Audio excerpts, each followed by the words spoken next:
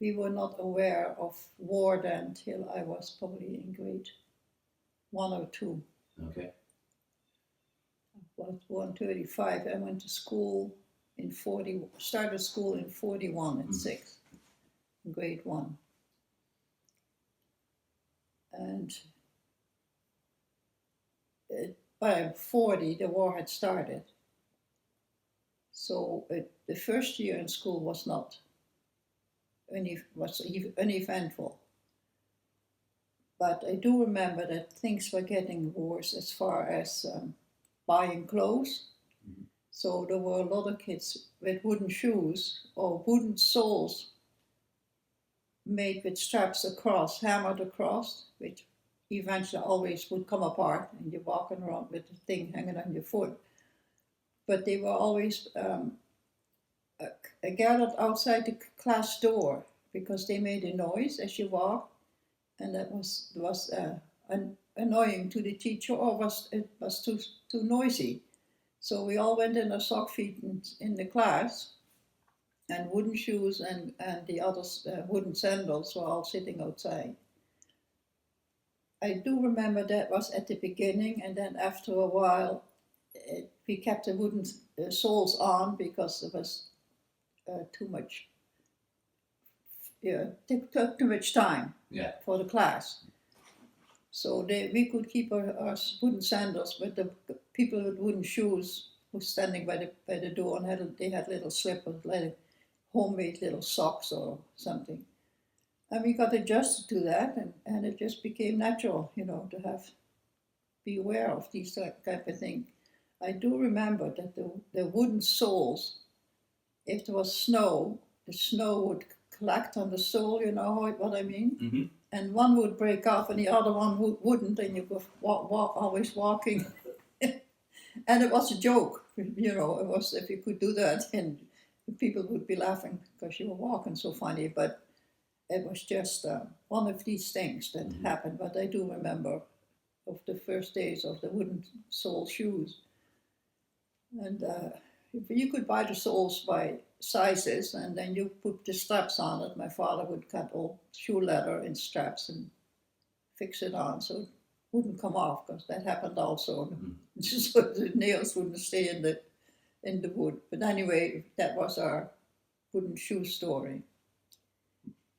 Different than the usual wooden shoes that Dutch people wear. Right. And the war itself was the fighting part was far away, because they hadn't started. The Germans invaded Holland because they were just next door, and took over schools for military purpose. And we were without schools. We had a whole year no school at all.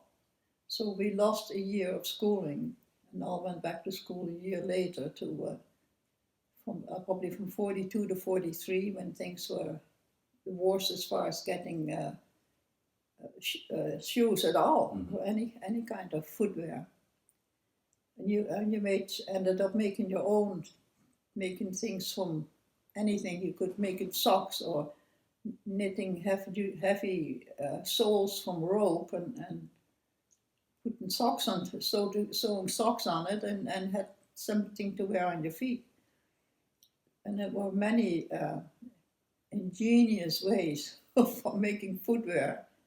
And of course, the wooden shoes were the answer, but they were not always available for us, because we didn't live. We lived in a town, and the wooden shoemakers were usually out of town. But I do remember waiting for the man to finish my shoe, because he would come and visit. He would be talking. He was a very nice gentleman. Took his time to walk and take the things of the inside of the sole and make it just a bit more, because your foot didn't fit perfectly. So you kind of became a friend of that man, because you sat there.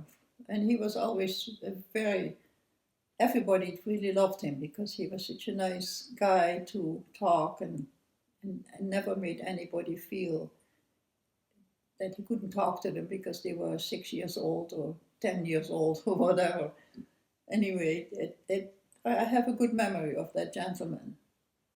And then another thing we did do once Holland was occupied, and the school was run by German sympathizers, which was called the NSB, National Social Beweging, and it was just the Dutch people who had gone to the wrong side, and they were not looked on very well by the Dutch people, but they did become fairly strong.